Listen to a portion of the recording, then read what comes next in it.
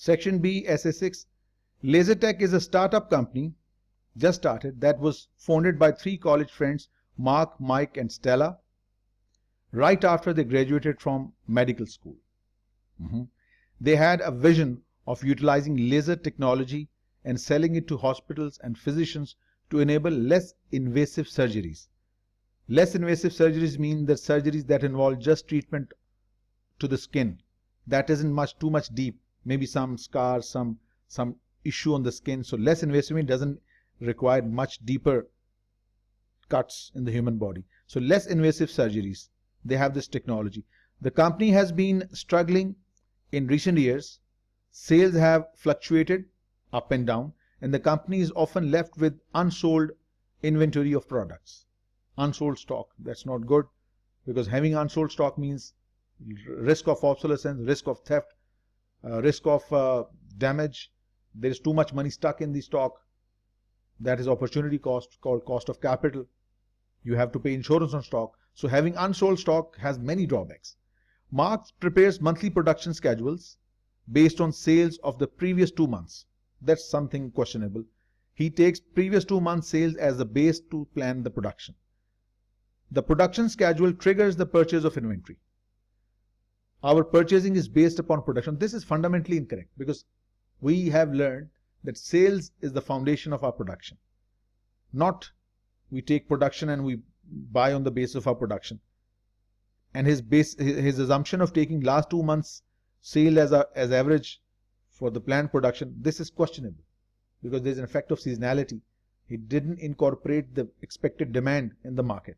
So the production schedule triggers the purchase of inventory. Stella monitors sales and inventory levels and plans promotions to sell slow-moving inventory. The inventory that sells at a slow rate is called slow-moving inventory. Mike monitors the cash flow and borrows against the lines of credit when the cash is low. The company founders brought in a consultant to assist the company in increasing sales, lowering cost, increasing sales because we have many unsold items, lowering cost, and controlling our stock or inventory. The consultant recommended implementing a formal budgeting process as the first step in the process of improving performance. There doesn't appear to be any number, so it's all theoretical essay. So the first question is, describe the role of budgeting plays in strategic planning. What's the role of budgeting in strategic planning? The role of budgeting is it involves setting up long-term goals. First, in the strategic plan, we draw up our long-term goals. On the basis of these long-term goals, we develop objectives for each function of the company: production, marketing, procurement, administration, human resources, finance.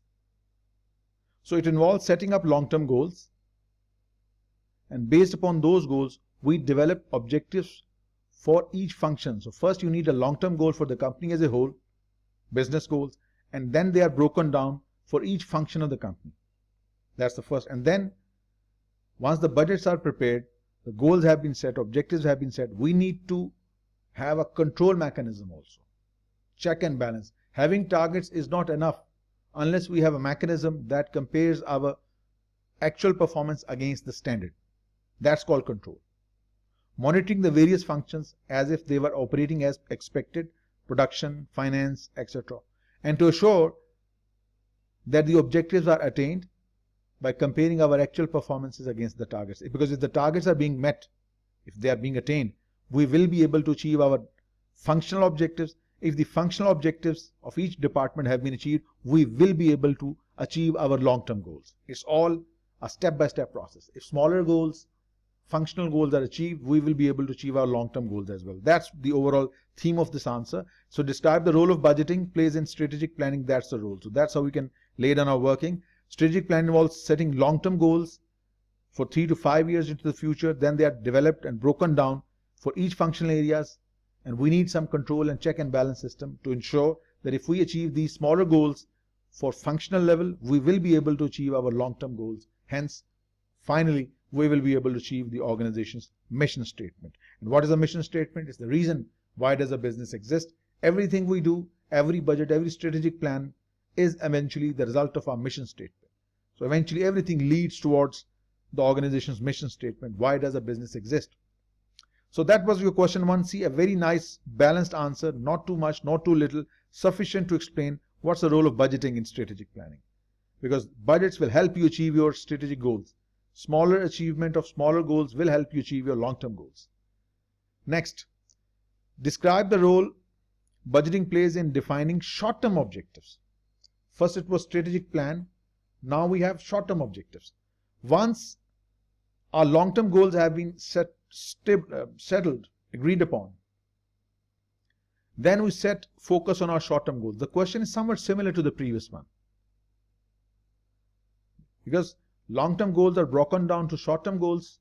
These short-term goals relate to your production, marketing, other areas, financial functions, human resource, administration, IT, marketing, etc. So I think it's somewhat similar to the previous one, because achievement of these short-term objectives will assist you achieving your long-term goals. That's their role. Right? So questions are somewhat similar. See? The first one, role of budget in playing in strategic planning helps you achieve your long-term goals. And then role of budgeting plays in defining short-term objectives. Through budgets we achieve our short-term goals, short-term objectives, and through these short-term objectives achievement, we achieve our long-term strategic goals. Somewhat similar wording with some things.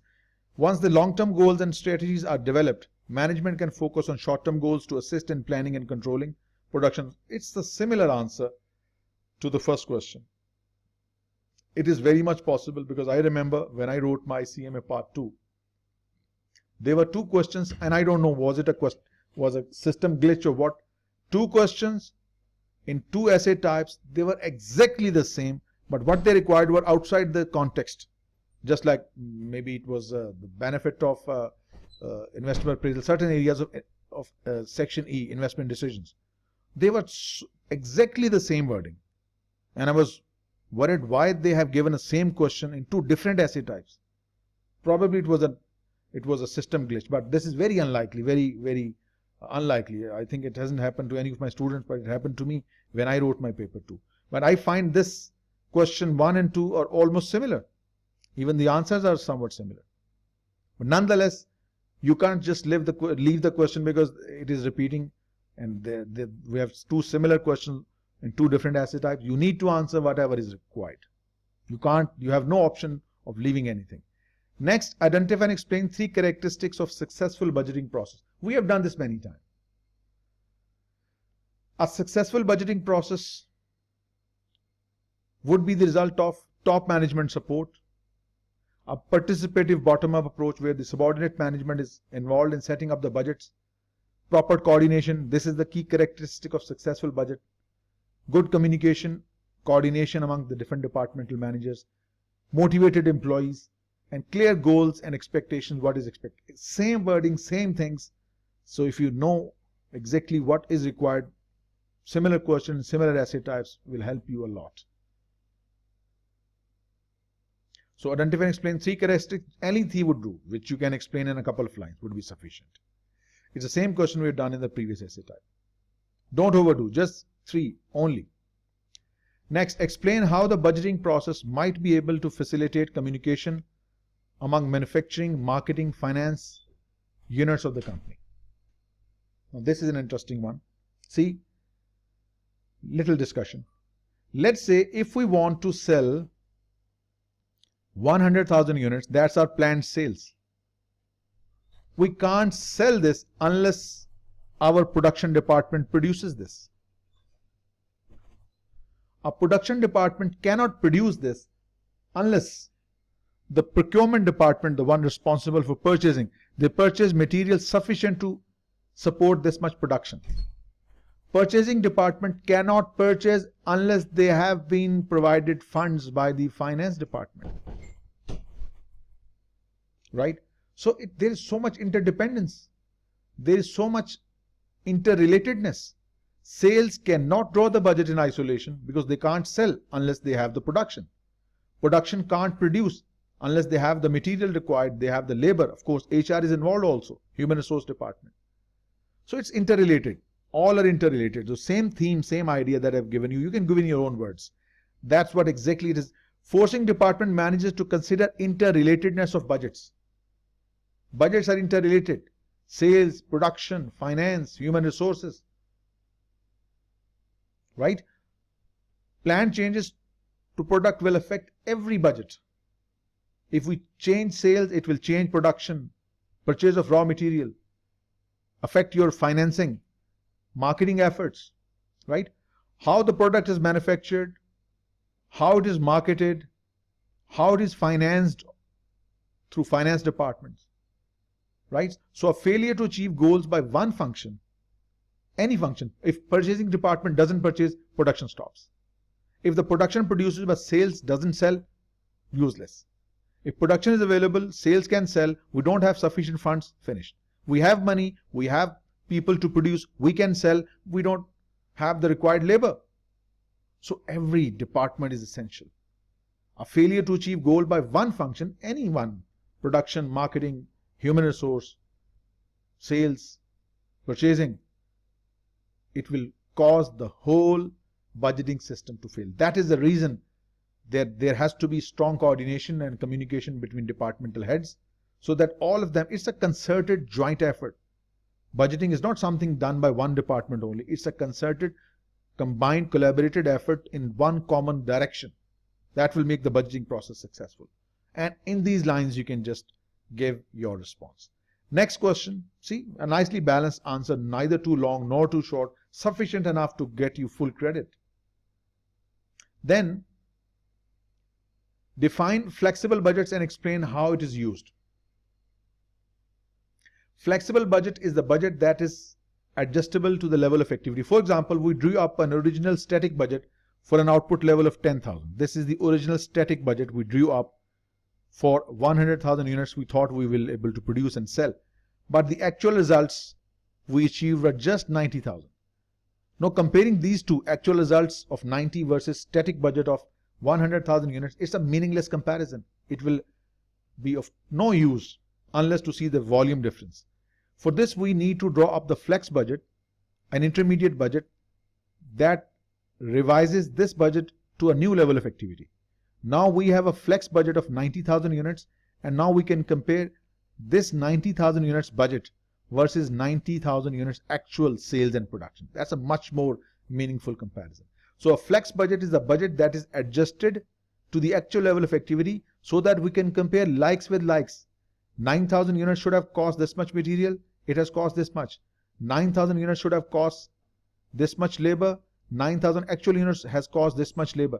So this would help us make a very meaningful comparison by comparing flex budget with the actual results. So a flex budget is a budget that may be adjusted to any activity level we achieve over the period. It's a very good for performance evaluation.